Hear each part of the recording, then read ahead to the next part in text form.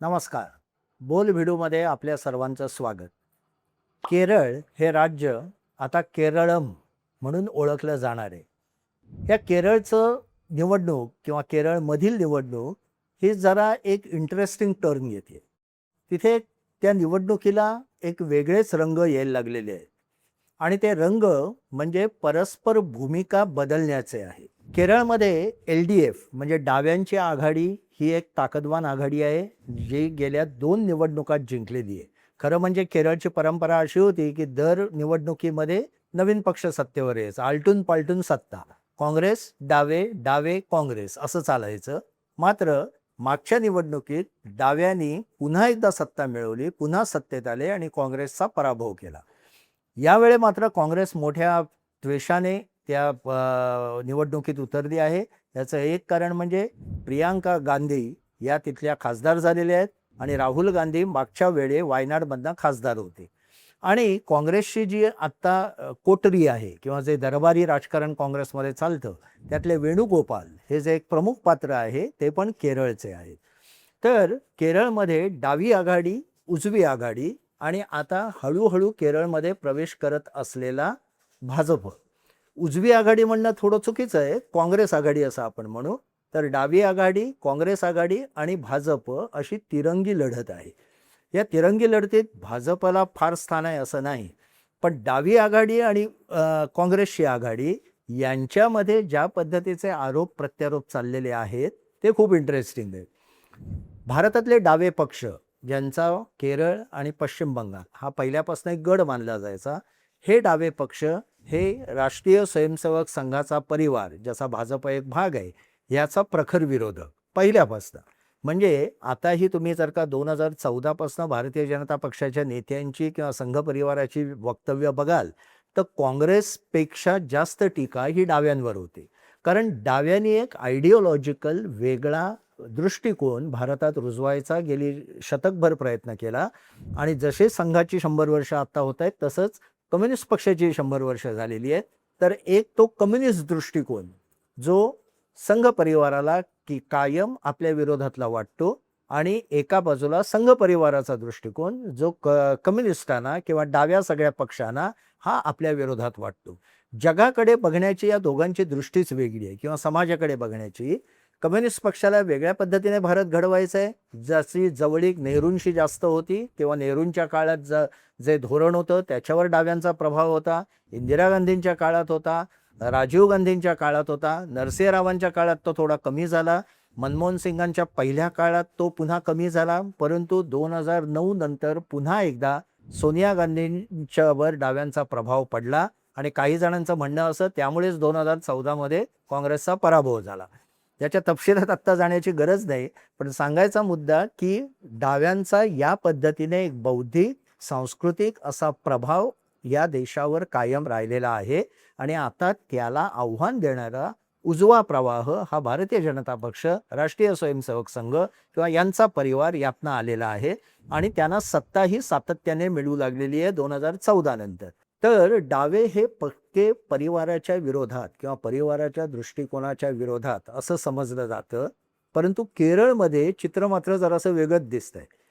केरळमध्ये आता अशी स्थिती आहे की काँग्रेसचे नेते, त्यांचे जे प्रमुख नेते सतीशन, जे पुढचे मुख्यमंत्रीपदाचे दावेदार आहेत, किंवा UDF जे काँग्रेसची आघाडी आहे त्याचं नेतृत्व ज्यांच्याकडे आहे, ते असं म्हणतायत की आम्ही खरे डावे आहोत आणि डावे म्हणजे LDF म्हणजे डाव्यांची आघाडी ही मात्र भाजपबरोबर त्यांचं काहीतरी गुळपीट जमायला लागलेलं आहे.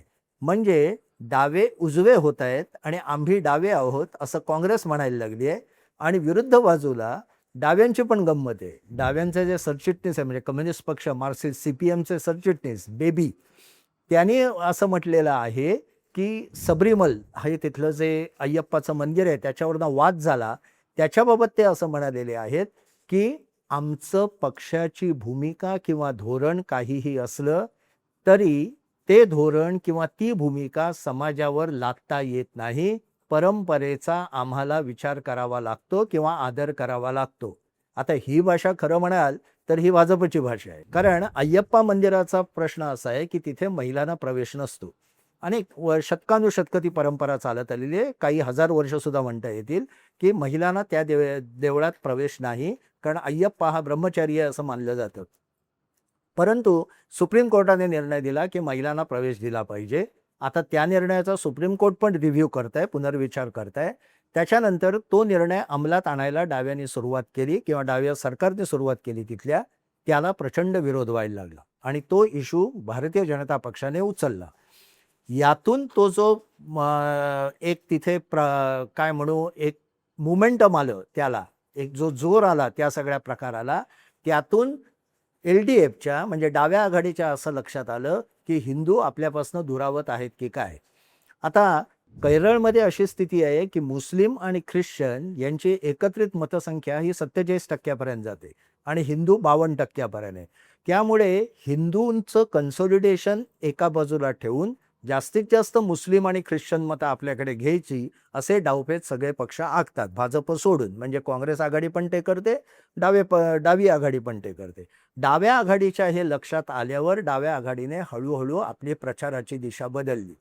इतके ते पुढे गेले, की आता डाव्या आघाडीकडनं अशी चर्चा असं प्रचार केला जातोय, की समजा उद्या काँग्रेसची सत्ता आली, तर प्रत्यक्षात ती सत्ता मुस्लिम लीग आणि जमाते इस्लामीची असेल. आता हा एक इंटरेस्टिंग पैलू आहे. केरळमध्ये मुस्लिम लीग हा एक स्ट्रॉंग फोर्स आहे. त्यांची ताकद चांगली आहे, प्रभाव अनेक मतदारसंघांवर आहे आणि प्रत्येक निवडणुकीत ते आपला झटका कुठल्या ना कुठल्या आघाडीला देतात किंवा आपला प्रभाव दाखवून देतात. मुस्लिम लीग गेल्या काही दिवसात पहिल्यांदा ते डाव्यांबरोबर होते, डाव्या आघाडीबरोबर होते. पण गेल्या काही वर्षात ते हळूहळू काँग्रेसकडे झुकलेले आहेत. जसं भारतीय जनता पक्ष मोठा व्हायला लागला तसं. या मुस्लिम लीगचं एक पंथ म्हणा किंवा एक दुसरा फ्रंट म्हणा ही जमाते इस्लामी. मात्र मुस्लिम लीग अनेक वर्ष असं म्हणायचं, की जमाते इस्लामी हे कडवे आहेत, त्यांच्या कडवेपणाशी आमचा काही संबंध नाही. आणि जमाते इस्लामी एक कडवी संघटना आहे, सगळ्यांना माहिती आहे. जमाते इस्लामीने आता वेलफेअर पार्टी नावाचा एक फ्रंट उभं केलं आहे, पॉलिटिकल फ्रंट. त्याच्याबरोबर काँग्रेसने युती केली किंवा काँग्रेसने त्यांचा सपोर्ट घेतला आहे आणि ते सतीशन उघडपणे सांगतात, की आम्हाला त्यांची मदत मिळते, आम्ही त्यांना मदत करतो. त्याचा फायदा म्हणजे केरळमध्ये अलीकडेच झालेल्या नगरपालिका निवडणुकांमध्ये काँग्रेसला बऱ्याच जागा मिळाल्या. तर मुस्लिमांची मतं काँग्रेसकडे वळवण्यात हे मुस्लिम लीग आणि जमाते इस्लामी यांची काँग्रेसला मोठी मदत होतीये. हा मुद्दा लक्षात घेऊन डावी आघाडी आणि भारतीय जनता पक्ष असा प्रचार करतायत, की उद्या सत्ता समजा काँग्रेसची आली तर खरी सत्ता ही मुस्लिम लीगची असेल. पडद्याआडून तेच सूत्र हाताळतील आणि केरळ हा मुस्लिम लीगचा बालेकिल्ला होईल. हा गमतीचा भाग आहे, की डाव्यांवर असा आरोप काँग्रेसकडनं केला जातोय आणि डावी आघाडी काँग्रेसवर असं म्हणतंय, की हे पण मुस्लिम लीगच्या बाजून काम करत आहेत. तर हा इंटरेस्टिंग ट्विस्ट केरळमधल्या निवडणुकीत आलेला आहे. भारतीय जनता पक्षाची इथली भूमिका काय आहे? तर भारतीय जनता पक्ष सध्याच्या घडीला आपले हळूहळू जाळं पसरायचा प्रयत्न करतोय. तिरुवनंतपुरममध्ये त्यांनी विजय मिळवला, काही नगरपालिकात त्यांना स्थान मिळालं आणि एखादे 1 ते 4 जागाही कदाचित त्यांना मिळतील विधानसभेच्या. त्यांचे नेते आहेत माजी केंद्रातील मंत्री चंद्रशेखर यांनी अय्यप्पाबद्दल अशी भूमिका घेतली, की परंपरांचा आदर केला पाहिजे, परंपरांना छेद देतील असे निर्णय उगाचच घेऊ नयेत. हळूहळू समाजाचं परिवर्तन, विचारात परिवर्तन होईल, त्याची वाट बघावी.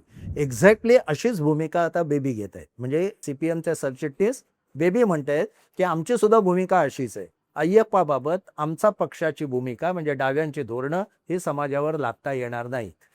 हा जो एक हिंदुत्वाकडे कललेला, हिंदू संस्कृतीकडे डाव्यांचं कलणं आणि काँग्रेसचं अधिकाधिक डावं होणं, म्हणजे सतीशन असं म्हणतायत, की इथलं LDFचं सरकार म्हणजे डाव्यांचं 10 वर्षाचं सरकार हे क्रॉनी कॅपिटलिस्ट आहे.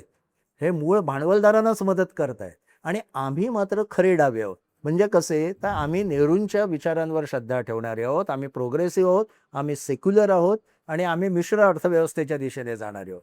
आता प्रश्न त्याच्यात असा निर्माण झाला आहे, समस्या तिथे अशी आहे, की केरळ हे कायम वेलफेअर स्टेट, कल्याणकारी राजवट तिथे कायम चालवली जायची. अनेकांना अनेक चांगली म्हणजे ते आदर्श कल्याणकारी राज्य असं मानलं जायचं.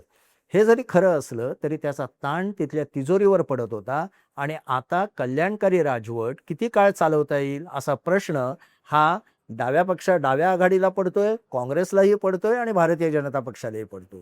त्यामुळे भांडवल राज्यामध्ये येण्याची गरज आहे. म्हणजेच भांडवलदारांना किंवा कॅपिटलिस्टना जवळ करण्याची गरज आहे. डावी आघाडी ते करायला लागल्यावर काँग्रेस त्यांच्यावर आरोप करताय की तुम्ही भांडवलदारी आहात आणि आम्ही खरे डावे आहोत. डावी आघाडी काँग्रेसवर आरोप करते की तुम्ही मुस्लिम लीग आणि वेलफेअर पार्टीला जवळ घेऊन तुम्ही जातीयवादी आहात आणि भारतीय जनता पक्ष असं म्हणतोय की या दोघांपेक्षा आमची निवड करा कारण आम्ही हिंदूंच्या भावनांचा, परंपरांचा सन्मान करतो. गमतीचा भाग असा आहे की तिथले बरेचसे हिंदू जे वेगवेगळ्या ओपिनियन पोलमध्ये दिसत आहे की बरेचसे हिंदू असं म्हणतायत की केरळमध्ये डाव्यांचं म्हणजे विजयन यांचं सरकार असावं आणि केंद्रात मोदींचं सरकार असावं असं आमचं मत आहे. म्हणजे भारतीय जनता पक्षापेक्षा ते विजयन यांच्या डाव्या आघाडीला अधिक पसंती देत आहेत आणि केंद्रात मोदी, केरळमध्ये विजयन असं बऱ्याचशा हिंदू लोकांचं तिथल्या मत आहे. मात्र मुस्लिम, ख्रिश्चन आणि हिंदूंमधला एक मोठा गट हा काँग्रेसबरोबर पण आहे आणि यामुळेच केरळमधली निवडणूक ही विलक्षण चुरशीची होणार आहे आणि त्याच्यात आपापली आयडिओलॉजी वेगळ्या पद्धतीने रिप्रेझेंट करण्याचा किंवा ती लोकांसमोर मांडण्याची धडपड ही डाव्यांकडनं, काँग्रेसकडनं आणि भारतीय जनता पक्षापासून सुरू आहे. धन्यवाद.